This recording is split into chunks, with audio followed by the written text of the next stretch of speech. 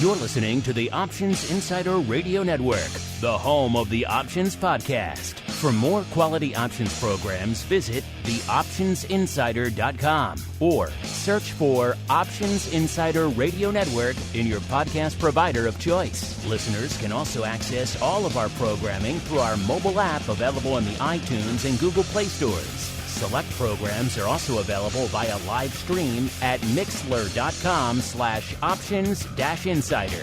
That's mixlr.com/options-insider. Don't forget to follow along with your favorite programs and submit your own questions for the hosts at twitter.com/options, stocktwits.com/options, facebook.com/theoptionsinsider, or via questions at theoptionsinsider.com.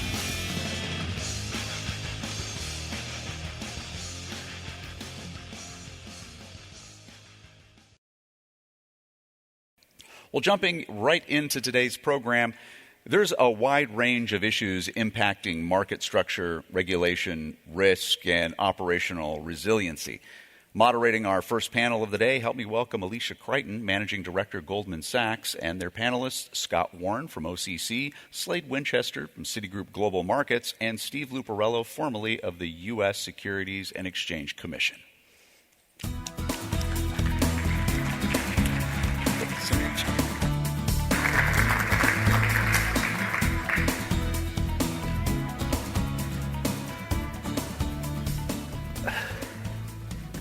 Well, good morning, everyone. Thanks very much for joining us today. It's really nice to be here in person. I think the last time we did a version of this, we were on Zoom, so this is way better. Why don't we go ahead and get started? Maybe I'll ask my panelists to do a little bit of an introduction on themselves, and then we'll dig in. Okay, I'm Scot Warren, and I'm OCC's Chief Operating Officer. Slade Winchester with Citigroup Global Markets, and I oversee global derivatives platforms. And Steve Luparello, I'm the recent past director of the SEC's Division of Trading and Markets and former general counsel at Citadel Securities. Great, thank you. And I guess before we get started, just one note. I think both, and most of you know this, Scot and Steve have announced their retirements. So on behalf of the industry, thank you for your service. Thank you for all you've done on our behalf. And we're definitely looking forward to today's unfiltered discussion. Well, we do want to stress that we are protected by the Endangered Species Act. I think Scott's usually unfiltered, so extra unfiltered is a little worrying, but we'll see how it goes. Great. Well, we know we have a couple of interesting topics that are, continuing to sort of percolate throughout the industry, whether we're thinking kind of crypto, PFOF, presence of retail. There's probably some intersection across all of those that we'll want to dig into a little bit. But why don't we start with retail? I think in many of our conversations over the last day or so, there's been a lot of focus on what is the impact of retail in our markets, whether increasing volume, decreasing volume. Why don't we start with that? Scot, if you want to start. Well, I think the hard part is if we all spent the next week, I'm not sure we'd agree on definition of retail, sure. Right? So OCC's perspective is we need to risk manage for the industry. Having a healthy and diverse set of market participants is critically important with well-capitalized firms behind them. So we've seen a lot of trends. You see decreasing average lot size. You've seen increased order flow. You've seen the ratio between open interest and trades actually decline. So it looks as if we've got more participation in the market, which is generally a good thing. And so as long as we've got the right products and services, I think how we classify market participants is probably less relevant than are we serving the needs of market participants and are they getting access to the products and services they need? Mm-hmm. That's a fair point. I think retail has taught us all a lot about what structure they're really going to embrace. And I think some of the panelists yesterday kind of touched on that, where the simplification of our very complicated market structure and products into, I want to buy a call, or trying to understand what a call means or performs, or a put, or writing a call, and the simplification of that. And I'm trying to take that trend internally, like at our bank, for our institutional traders who deal with much more complicated interactions with the market, and how do you simplify that so that they can more efficiently hedge their exotics risk and more complicated products. And I think retail's really taught us that they will come if you simplify the interaction with them. I mean, we all love Amazon. You know, I need a garlic press. Boom, I have a garlic press in my hand probably in 3 hours. It's crazy.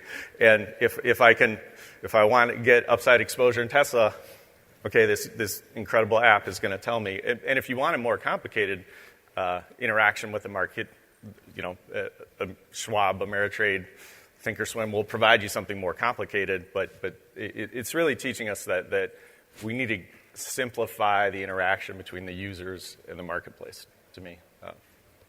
Right, and I think that's a sort of great way for the firms to think about it.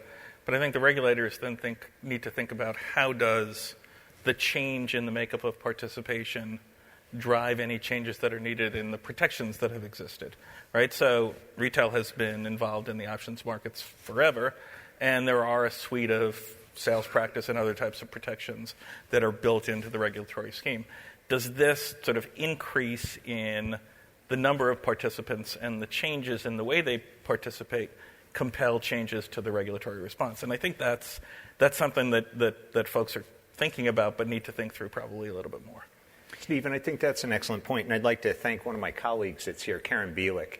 Option disclosure document is something that had grown and evolved over time, and it's a critically important regulatory component to make sure that people understand the risks of options. I think the rewrite of that document has gone a long way to making it simpler to understand the risk characteristics of options. And then my colleagues at the Options Industry Council have also provided some online interactive tools to make it easier to understand. And I think that's really incumbent on all of us, is to make sure that the market participants understand the risks of the products that we're offering.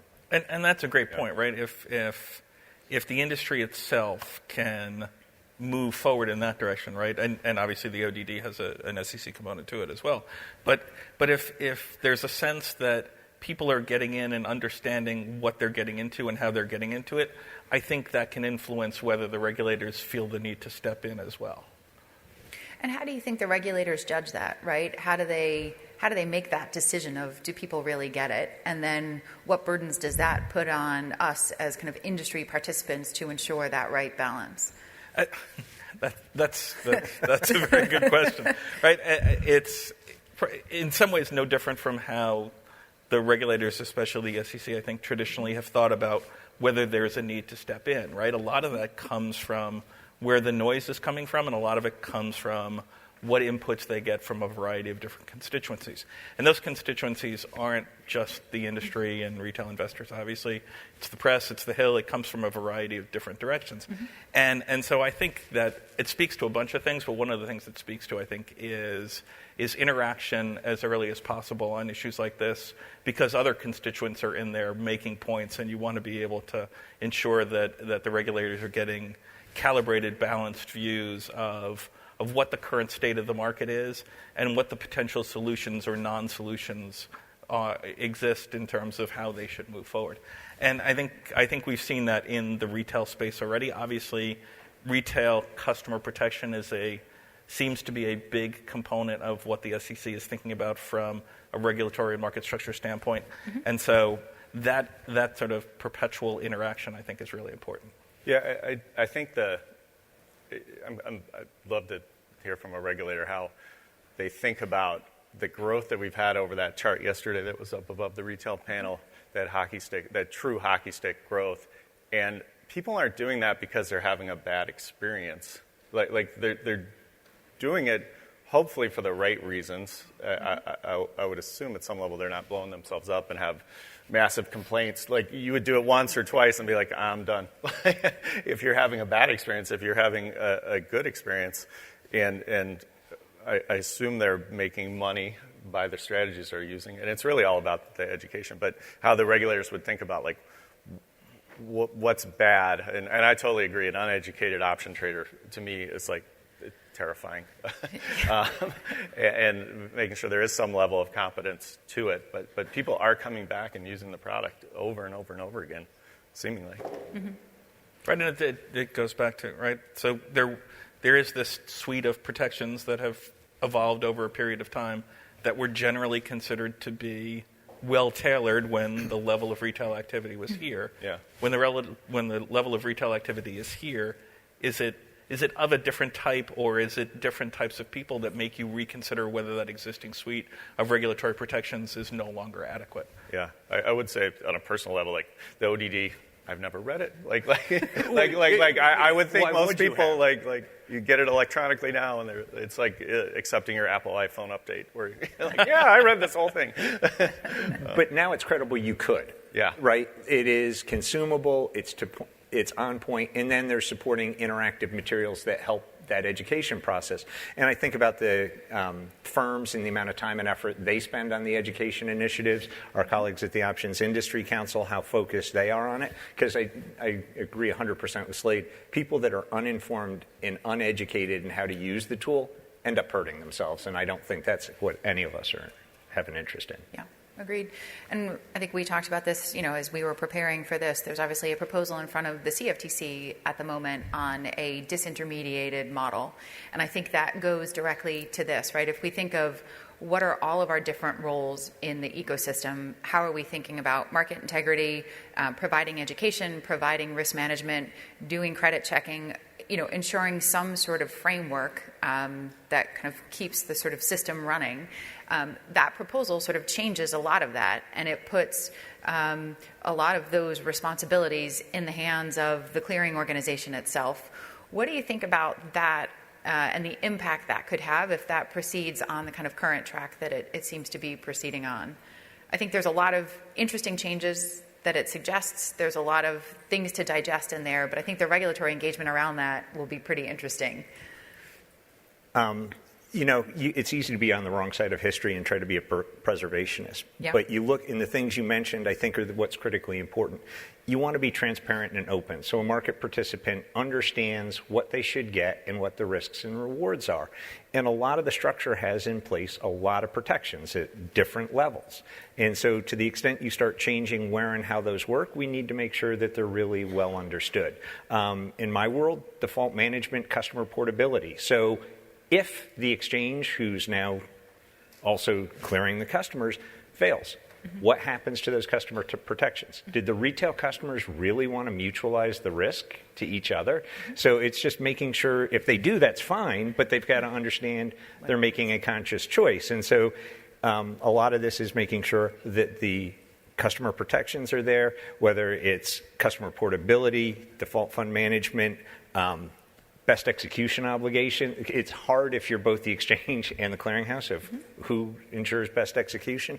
So it's just making sure that there's a thoughtful process to make sure that all those protections that we all think are very important for market participants persist.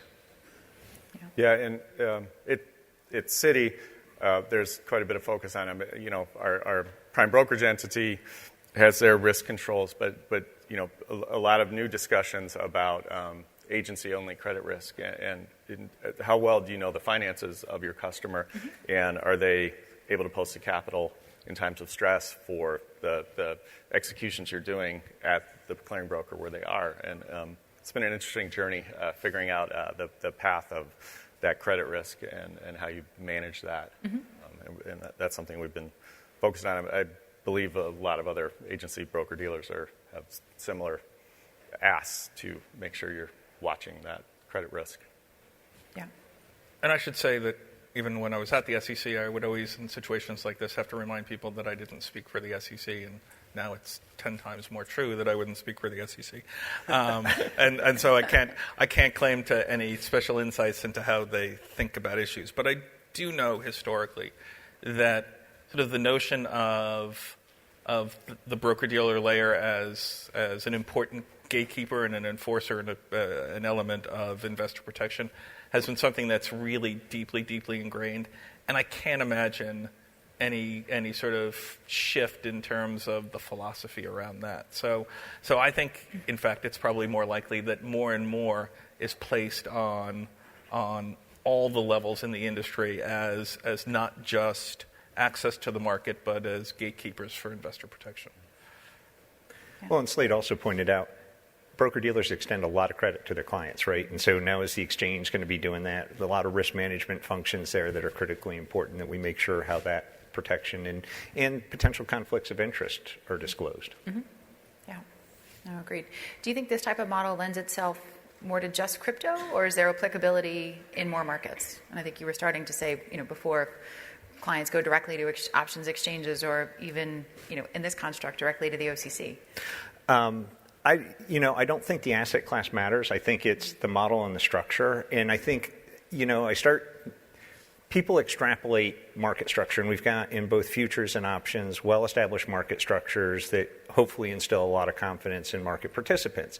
And so you can have a new market come up and market participants assume those same protections arise, when clearly I don't think that's the case. And so I'm not smart enough to tell you what the value of Ether or Bitcoin is, but I do know that I'm not sure that everybody understands the market structure. So is the product that I traded on that exchange fungible? Where's my wallet? What happens if that intermediary or exchange is no longer viable?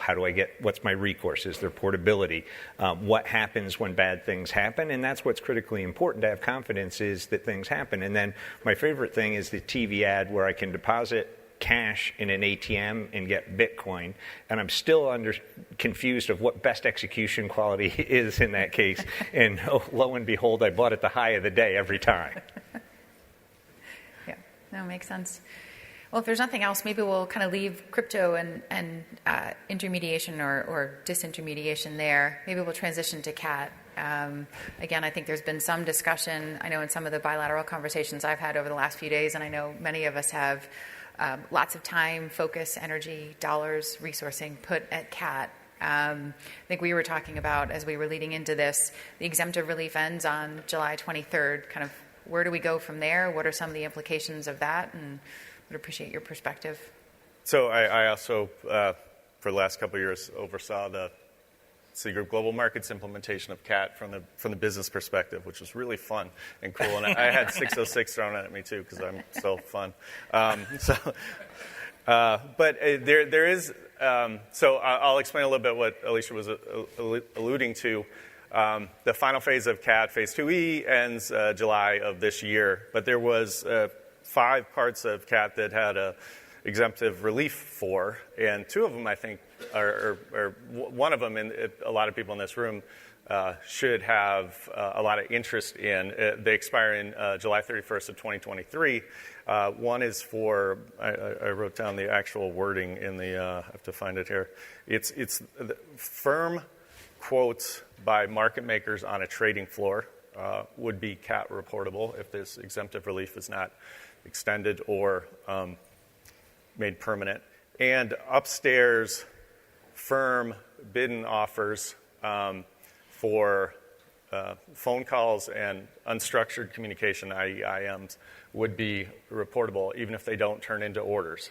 So a market maker on the floor, I'm 11 at 11 and a half, 100 up, would be a response to a floor broker would be reportable. And then an institution calling a sales trader saying, where are you on, I'll keep it simple, to buy 1 million shares of Microsoft. I'm on the offer. No, I'm seeing better way. Click. That offer, because it's firm, you're not going to back away from it, would be reportable in CAT.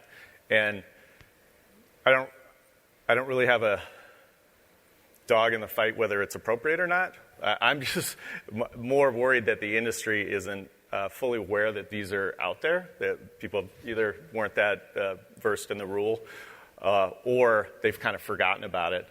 It's like, oh, I'm done with CAT. We're all done. Well, there's a couple big hanging chads or tails to this. Cat tails, yeah. I said it. And how, when we get clarity around that, because that's really going to change workflows. And that's more what I'm concerned about.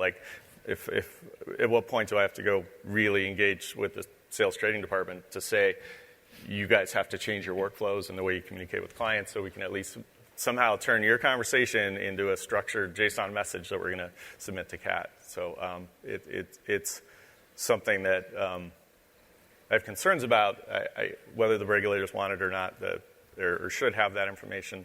I'm not going to go there. I'm just more about how a broker-dealer is going to implement that rule or an exchange. Yeah, and I think I think an expectation that because it's difficult, it'll get pushed out again is certainly could happen, but I don't think one could count on it. And I think part of the reason is the cat journey is a very, very long one. And if you go back to when it was first contemplated and first proposed, it was clearly there as a market reconstruction and analytical tool.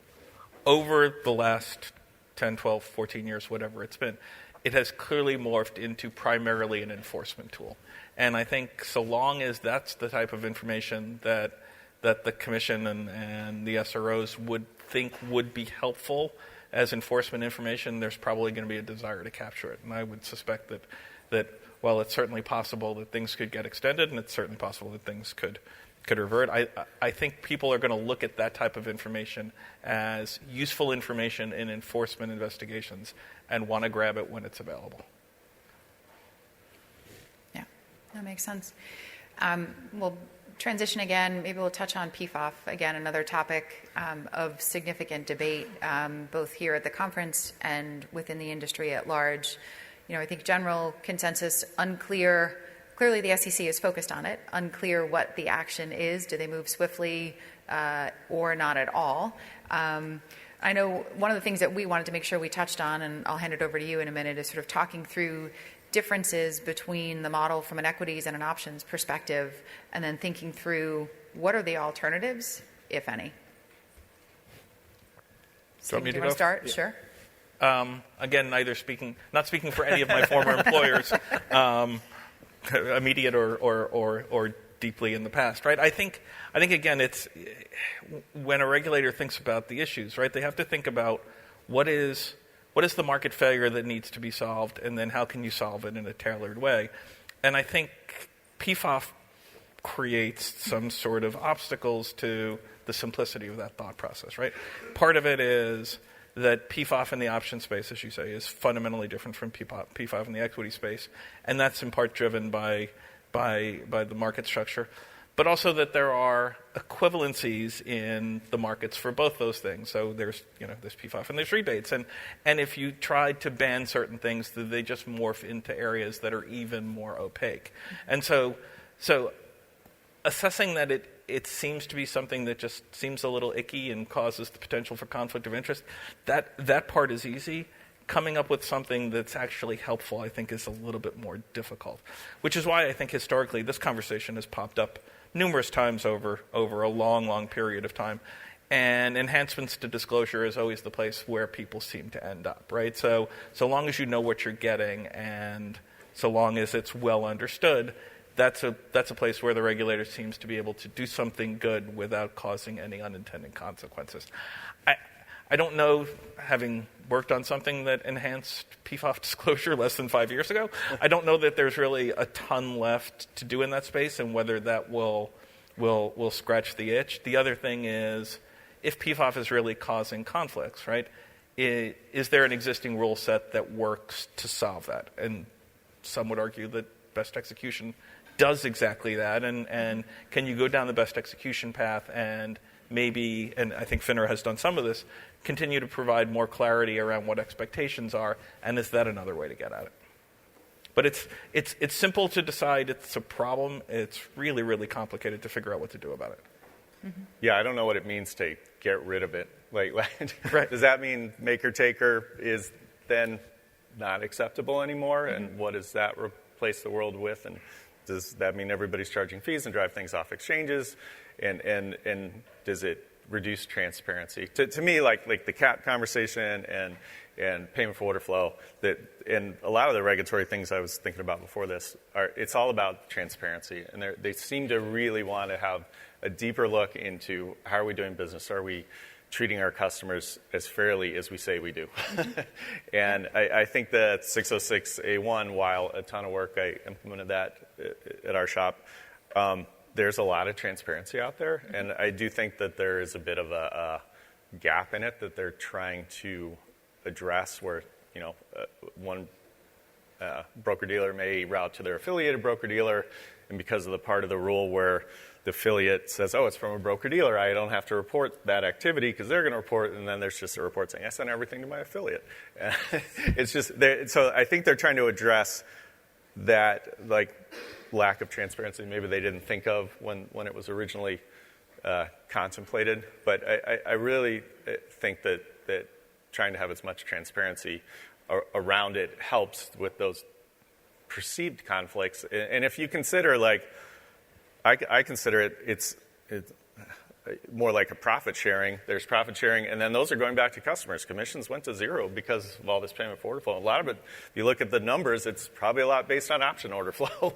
That's where the bigger dollars of payment for order flow in these 606 reports are coming out of. So it seems like you're going to cut off your nose to spite your face because of what Steve said. Like, I kind of don't like it, but I don't know why.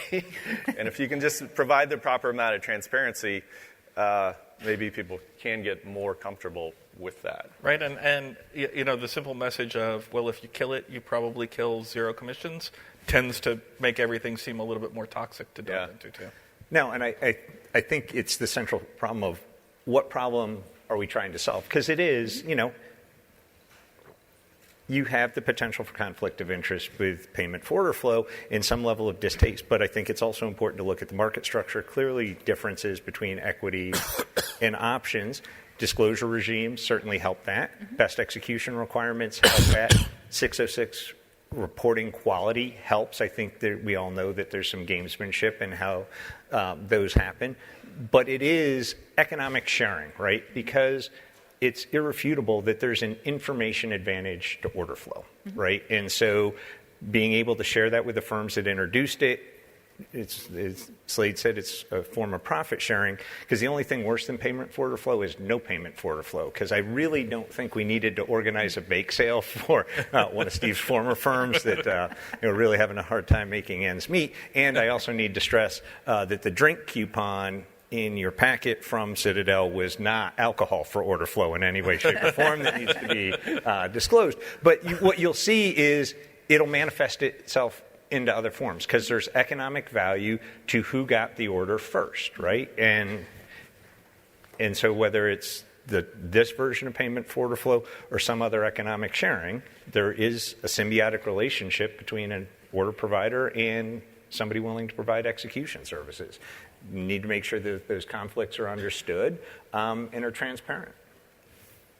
So do you think then we're ultimately trying to fix it the wrong way by, to your point, do we focus on what is perceived to be wrong with it and then address those issues? I think you got to look and say, has execution quality improved or not over this period of time? Do we have a more diverse set of market participants before? Has it helped retail investors by getting commissions down? And so is it a greater good theory? Because it's almost the Hippocratic Oath. First, do no harm, right? So if we want to change something, let's make sure that the potential change, we know the unintended consequences, because I do think it is like throwing the stone in the lake. The ripples are going to spread out quite fast if you make a change. Mm-hmm. Yeah, I totally agree. It's all about this transparency it feels like that's the problem is people just, or the perceived problem, sorry, is that because you have that order and you're handling it, that you're, of course, going to advantage yourself over the customer. And having run a router for a number of years and competed with Citadel and gotten the execution quality reports from OV, they hold you to a very high standard for these things. I mean, they penalize you if you don't perform for them. So it generally is if I don't know. We'll see.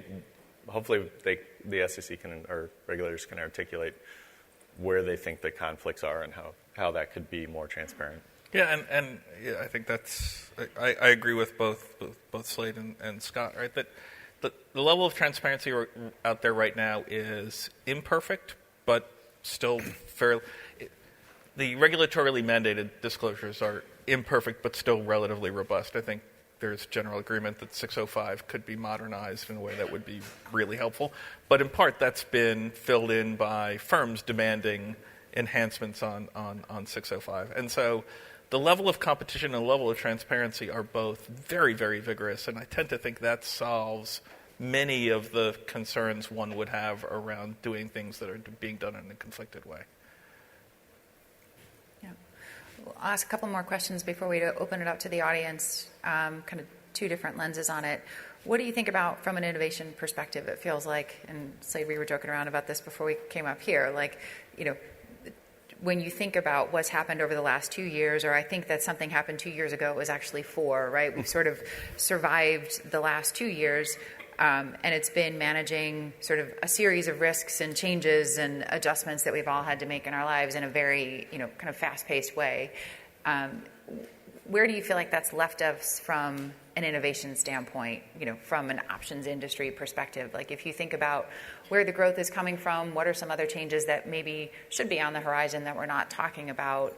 I feel like, as we shift forward and think, okay, we're hopefully coming out of the pandemic and we want to think about some more front-footed things versus just surviving, would appreciate some perspective from an innovation. I'm going to give a boring innovation answer in that I was really surprised by Henry's chart yesterday of how relevant all the exchanges are in the market share.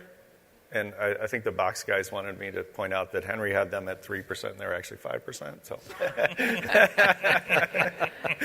So the world is sliced up way more evenly, and then you saw it by group than I was kind of anticipating, where in the consolidated and liquidity providing space, it's really kind of clustered with 5 people or 5 groups, where the exchanges. So I'm interested. I'll be really interested how MEMX's exchange performs, because since Exchange 7, I don't know, I've been like, oh God, another exchange. Are you kidding me?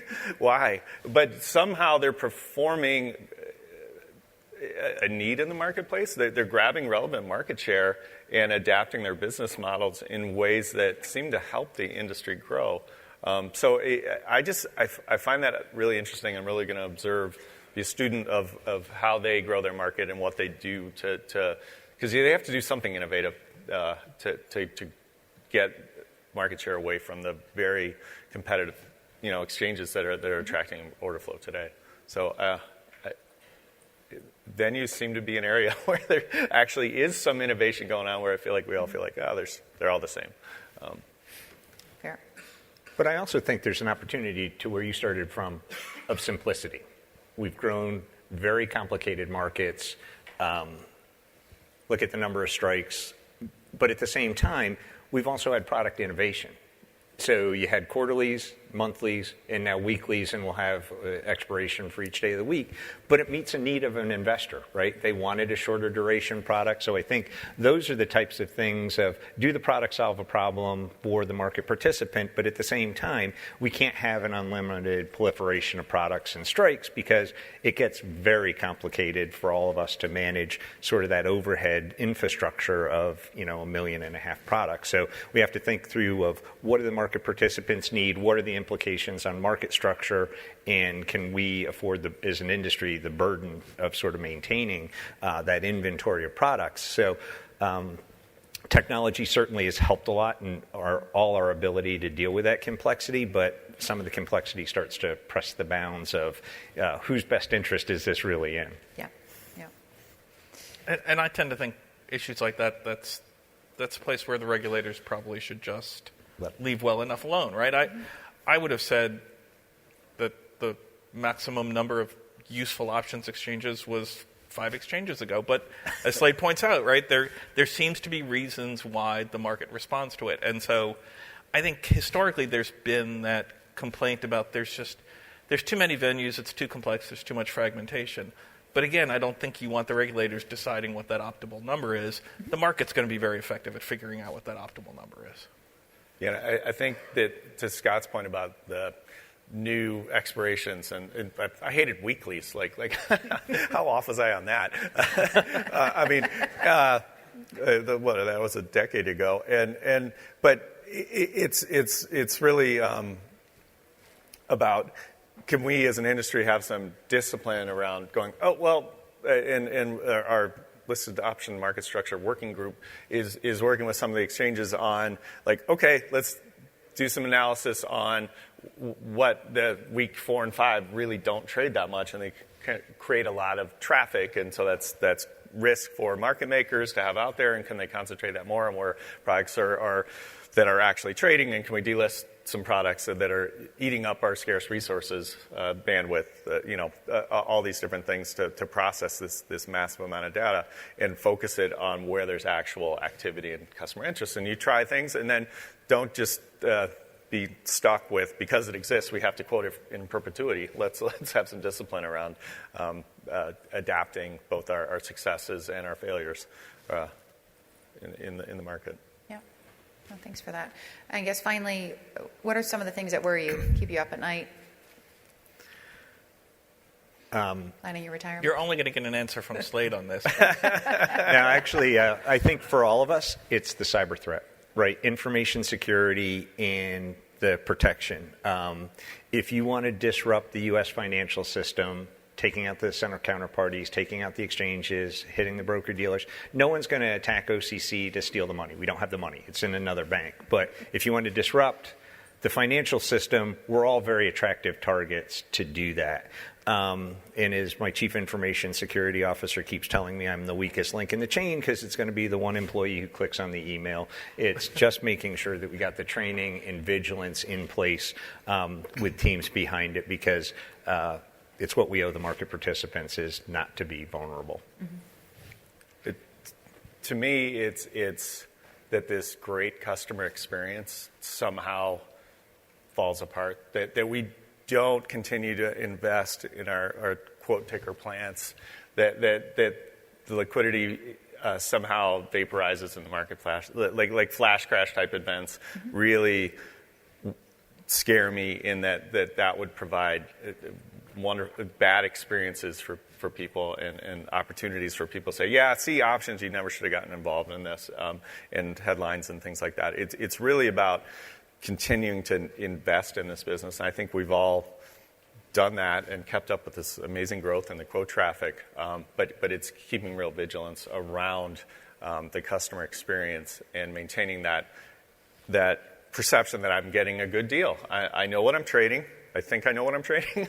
Maybe I don't understand that option on a VIX. Maybe they don't really understand what they're doing. But at least they know how much they can make, lose, and there's liquidity for them at all times. That's my biggest fear, is that there are liquidity gaps in the marketplace that provide bad customer experience that hurt us in the long term. Mm-hmm. Those are both outstanding answers, I think. And Slade, I think on yours, I do worry that the customer experience over the last few years has been great, but I think it's quite possible that the increased number of folks who are in the market is of a different type than prior participants in the market, and the first even sort of moderately rocky experience is going to be something that's really going to shake them. And I think, in getting back to the importance of the roles of intermediaries, that being the brokers being that first line of communication and education is extraordinarily important, because I do think there is that possibility that you're going to lose a lot of the gains in terms of broader participation when you have those first couple of incidences. Yeah, and I mean, we're seeing this breakdown in whatever the crypto products that broke their dollar peg and they're now trading 20 cents. We'll see how much bad press, or obviously you're going to get bad press, but how long the effect is on a complete breakdown of liquidity in a marketplace, and perceived risk that wasn't there that actually is there, that's massive, that people didn't understand. Like, if we can stay away from that sort of thing, I think is really the key. Well, here. And I think that's also a really important point, right? Because I do think the structure and the protections in crypto are nothing compared to what they are in options and equities and futures. Mm-hmm. But if it's something other than the plainest of plain vanilla liquid equities, if a problem happens in crypto, which it just did and certainly will again and again, how do you make sure that it doesn't sort of wash over and have a contagion effect on asset classes like options? Well, but it's easy and fun to point at crypto, but we had a major metal exchange in Europe who had some market structure challenges, who challenged people's understanding of what's going to happen in default management. So I think that's also part of it, is making sure we're transparent. You understand the rules of the market when you go in. What are the risks and reward when bad things happen? How's it going to be unwound? because those are the things that cost you investor confidence, and you lose investor confidence, there's no volume. Yeah. I'm sure you have plenty of things. Can we ask you the question, Alicia? To throw it back at you, because I'm sure you have plenty of stuff to Yeah, I mean, look, I would say all of those are spot on. The other one, I would say that we spend a lot of time thinking about, in that role of first line of defense, what does that mean to us? And when I think about where the ecosystem may go, who the new entrants are, it is a very different playing field from a regulatory standpoint, from a competitive standpoint, from an economic standpoint. And we can do things or can't do things in a different way than some other firms we're now competing against. So what does that mean? And that starts to be where I actually have real concerns, right? So agree 100% with all of that. But from like a risk management, market integrity, customer experience, all of those things, when it's not a level playing field and the risks aren't understood, we end up kind of wearing the burden of that. The other one, and I think the LME example is a good one. When you think through what happened, we've spent a long time debating obvious error rules and bust adjust and protections we want built into exchange and matching engines, so you don't end up in the kind of moral hazard of having to bust 8 hours worth of trades 12 hours after they started. How did we put that responsibility earlier in the chain where we understand what can go wrong and we're being sort of responsible citizens to deal with that up front? Because the second you have to undo actions, the worse off we all are. So I would say, it's a couple of different things. The regulatory burdens of being in some of these businesses can be really challenging. They're appropriate, and we understand why. They are for the good of the kind of broader industry. But when there are folks in the ecosystem that don't have the same regulatory standing or requirements that we do, I think that creates a level of complexity and challenges that will impact retail investors over time. So that worries me a lot.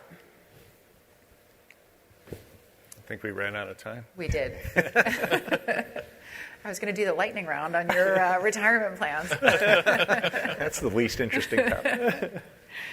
But there we go. Well, thanks very much. I appreciate your time and your perspective. This has been terrific. Thanks. Thank you.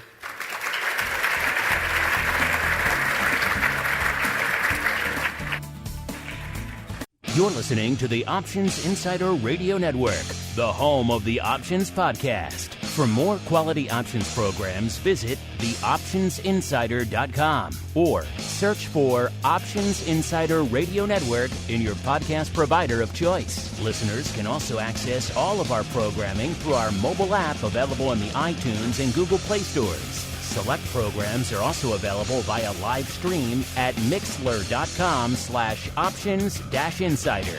That's mixlr.com/options-insider. Don't forget to follow along with your favorite programs and submit your own questions for the hosts at twitter.com/options, stocktwits.com/options, facebook.com/theoptionsinsider, or via questions@theoptionsinsider.com.